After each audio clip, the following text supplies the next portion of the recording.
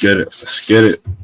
Back with another video, man. Let's hop into it. 2023, when some of the names we could expect to see on the U.S. Olympic basketball team were first announced, it became clear right away that we were in for one of those iconic runs, up there with the likes of the Dream Team and many people's favorite, the Redeem Team.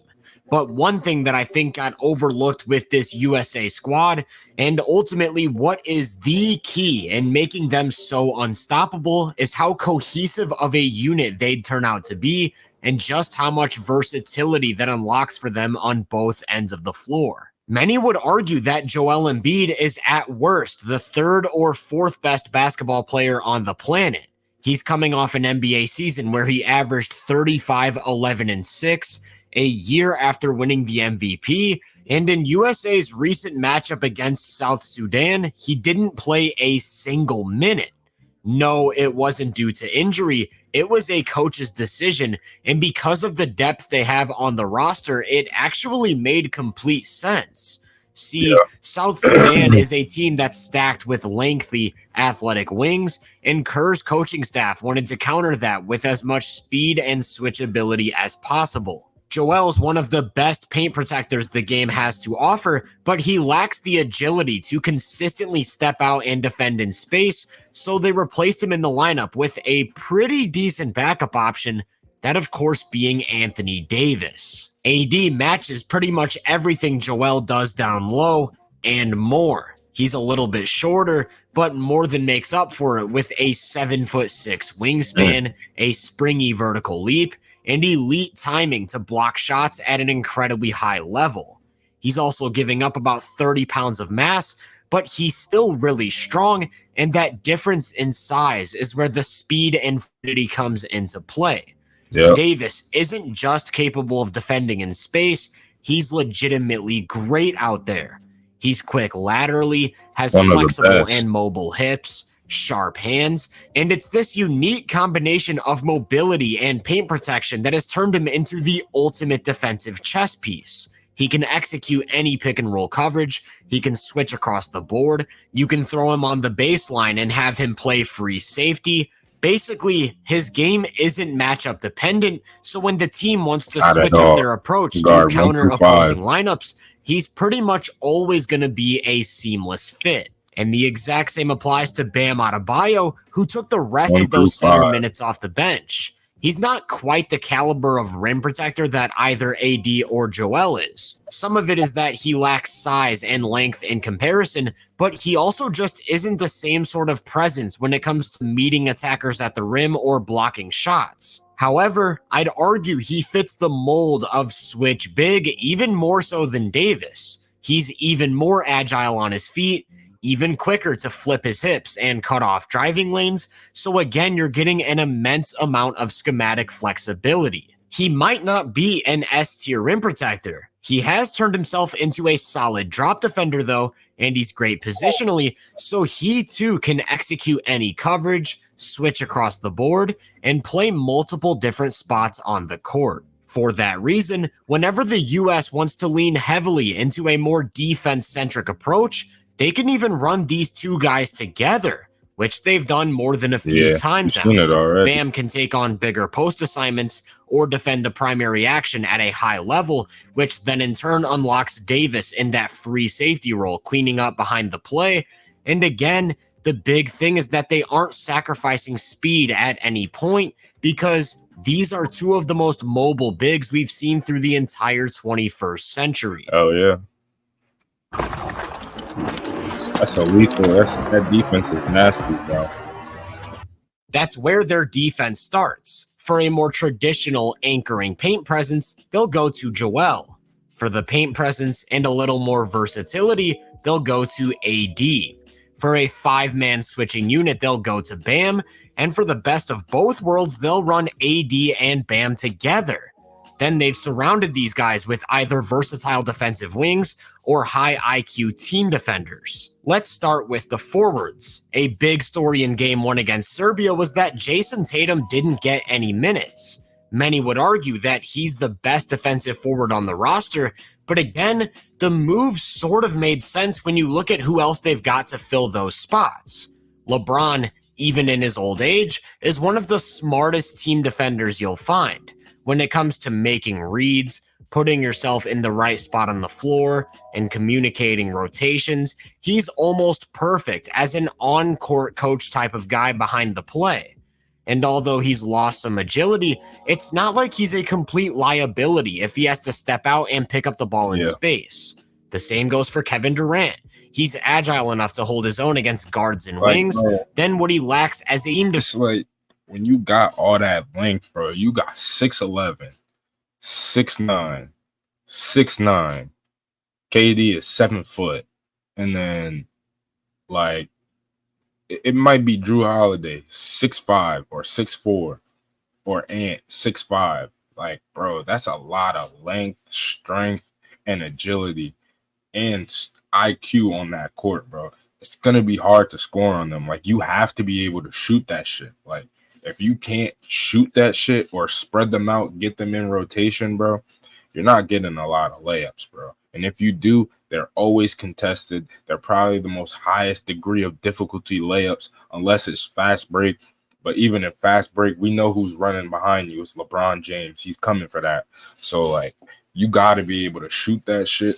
You have to. Like, it's a prerequisite. To beat Team USA, you have to be able to shoot the 3 ball, bro, at a high level. Or else you're going to get blown out. Like, that's it.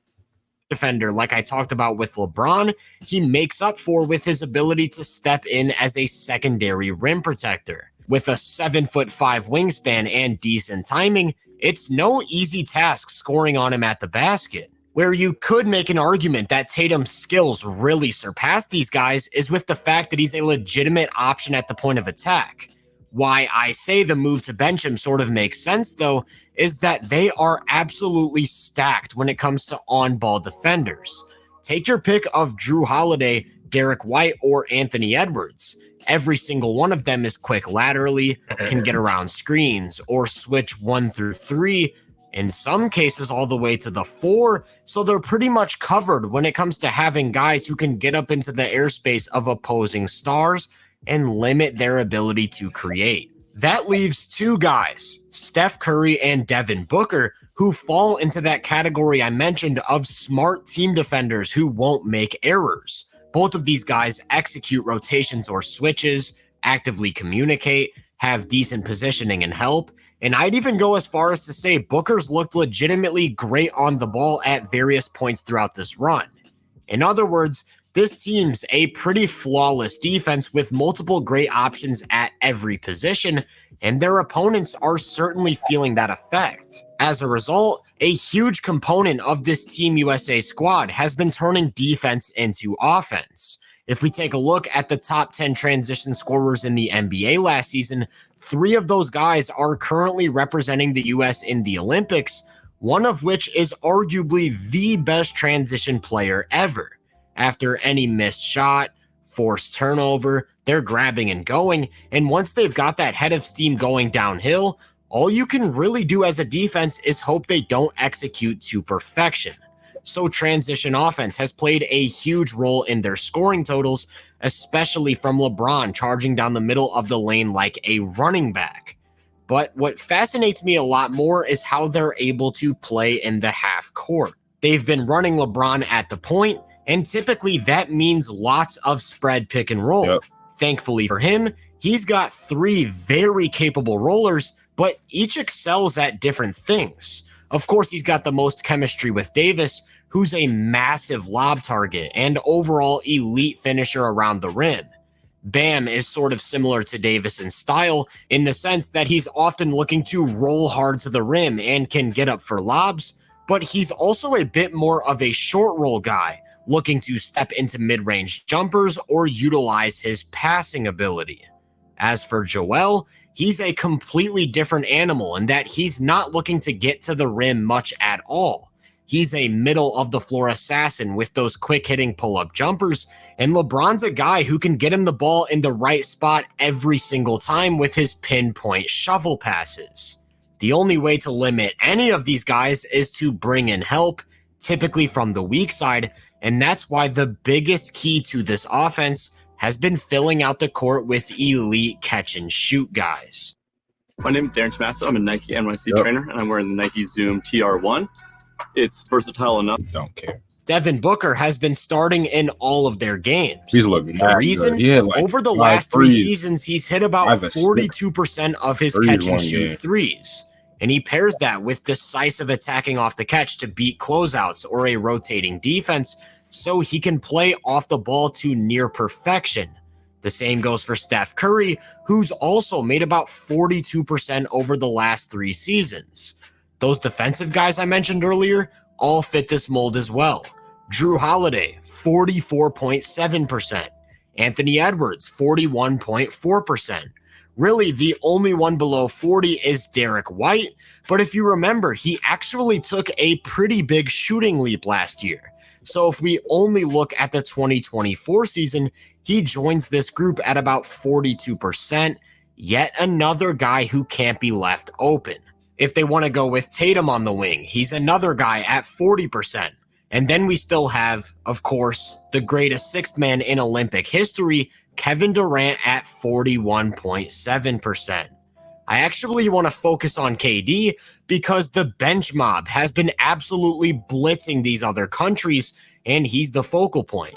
His ability to seamlessly play off of these other stars, but also isolate from anywhere on the floor and get a bucket on demand is so valuable. Teams don't want to send doubles because that just means a different all-star is open, and leaving KD in single coverage isn't exactly an ideal strategy.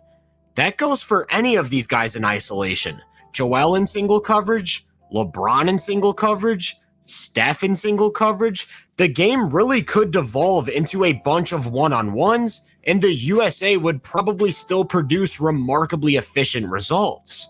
But I love that the game doesn't turn into that, and this brings me full circle back to my initial point, the cohesiveness and versatility within this group. Steve Kerr has implemented his motion offense to a team of superstars, and the level of offense being played is nothing short of basketball poetry.